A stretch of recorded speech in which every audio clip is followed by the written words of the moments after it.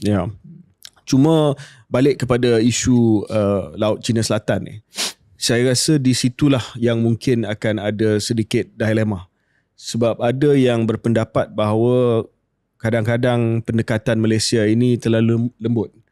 Of course, kita tak ada kemampuan untuk mungkin berdepan dengan aset tentera laut dan juga Coast Guard daripada China. Dan ada yang minta supaya kita lebih tegas, terutamanya apabila berlaku pencerobohan. Dan kita tahu ada beberapa pencerobohan yang telah pun berlaku di Laut Cina Selatan. How do you think PM handles this? Saya tak ada jawapan tuntas, KJ, dan mungkin saya nak lontarkan satu pandangan yang sedikit kontroversi tapi tak ada jawapan pun, iaitu sebenarnya Malaysia, kita punya keadaan dalam Laut Cina Selatan ni sedikit tersepit lah. Sebab kita macam KJ kata jauh lah nak ada aset ketenteraan yang boleh menyaingi, dan kita bukan nak minta itu pun. Pada masa yang sama, apakah leverage kita terhadap China? Kita takkan mahu terlalu dekat dengan Amerika Syarikat, sebab itu yang obvious cara lah untuk lebih keras dengan China ialah bersama dengan pesaingnya iaitu Amerika Syarikat, dan saya rasa Malaysia tak nak pun buat benda itu. So sebenarnya dari segi option space kita, macro view lah, agak kecil sebenarnya. I don't know, KJ, if you agree or you think there's more options for us, but I think it's about managing lah, mengurus benda yang mana sebenarnya kita dalam keadaan yang agak defisit, agak lemah. Beberapa tahun dulu ada satu Menteri Pertahanan China, saya rasa dah bukan lagi Menteri Pertahanan sekarang, dia pernah kata ayat ni, kerja saya ingat. Dia kata pada semua negara ASEAN, you are all small countries and we are a big country, and that is a fact. So kadang-kadang China ni dia terlepas cakap sebenarnya apa yang dia rasa, iaitu I'm the big boss lah in this neighborhood, I'm the top dog.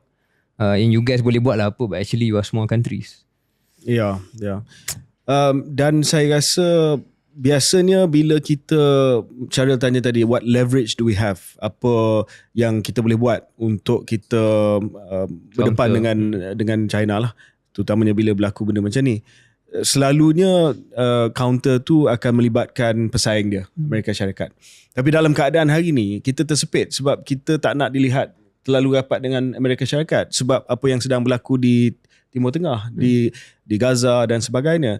So saya melihat yes, we have to stand up on our own. Sebab itu ASEAN penting untuk kita mendapat kata putus daripada semua negara-negara ASEAN, yang mana I have to say Vietnam dengan Filipina mempunyai pendirian yang sedikit lebih tegas daripada kita berkenaan dengan pencerobohan daripada China ni. But I wonder is because dia orang tak berapa segan untuk friendly dengan Amerika Syarikat berbanding kita. Filipina especially lah. And Vietnam now has a strategic partnership dengan Amerika Syarikat. Mungkin begitu, tapi even before this sebelum tercetusnya pusingan genocide yang kali ini, kita pun lembut dengan China. So of course dalam kamar perbincangan diplomasi dan sebagainya, saya yakin bahawa diplomat-diplomat kita tegas dalam pendirian dia. Cuma sama ada kita perlu untuk bawa ketegasan itu lebih kepada domain orang ramai lah. Sebab kita sangat berhati-hati bila in public berkenaan dengan China. Bila terkeluar, dibocorkan surat diplomatik daripada China tempoh hari, kita we didn't respond to it. Kita cakap bahawa kita akan siasat siapa yang bocor. Satu, yang kedua, kita akan tangani benda ni secara diplomasi. So kadang-kadang negara ni dia kena tunjuk bahawa dia ada taring jugalah, dan tidak sentiasa cuba bawa di bilik perbincangan, sebab if we do that too often, saya risau kita kena bully nanti. So mungkin kita kena fikir tentang perkara ini dan juga nyatakan dari masa ke semasa pendirian Malaysia, which is that tuntutan China berkenaan dengan 9 Dash Line ini adalah tidak sah dari segi undang-undang antarabangsa. Dan kita perlu nyatakan dengan tegas bila berlaku pencerobohan terhadap kawasan EEZ dan perairan kita. Okay. Yep.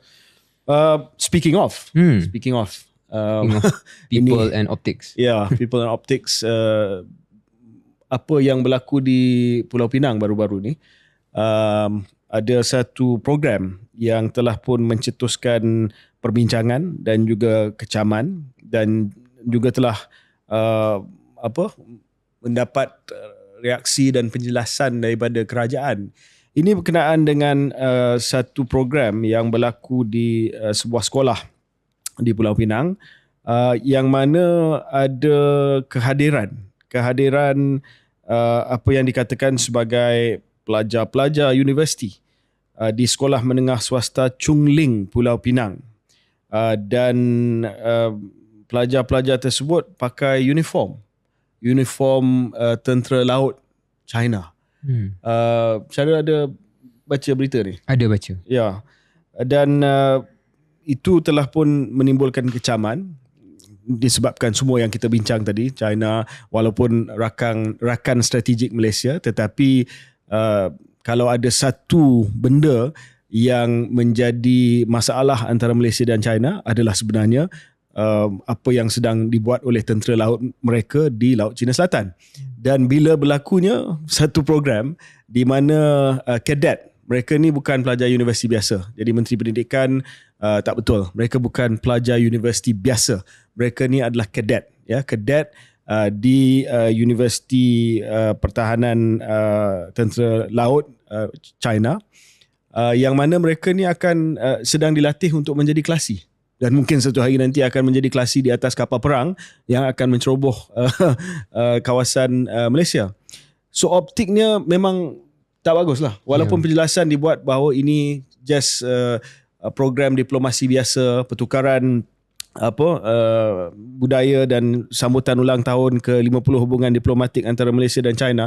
Dari segi optiknya mungkin ada banyak lagi benda yang kita boleh terima dan boleh dijadikan sebagai pertukaran hubungan diplomasi dan sebagainya. Kalau tentera laut dengan tentera laut saya rasa tak ada masalah, tapi kalau kadet kelasi tentera laut China ni pergi ke sekolah, dia memang optik dia tak jaga sensitivity lah. That's my view. Sama pandangan. Tak adalah kita nak memperbesarkan isu ni, tapi shouldn't have happened kot. Dan ada banyak benda lagi yang boleh kita cari kan. Yang untuk meraihkan 50 tahun itu kita setuju, tapi mungkin bukan cara inilah. Tapi saya rasa bukanlah benda yang terlalu serius. Cuma kalau boleh lebih sensitif pada masa depan tentang hal-hal sebegini dalam konteks yang kita dah bincangkan tadi.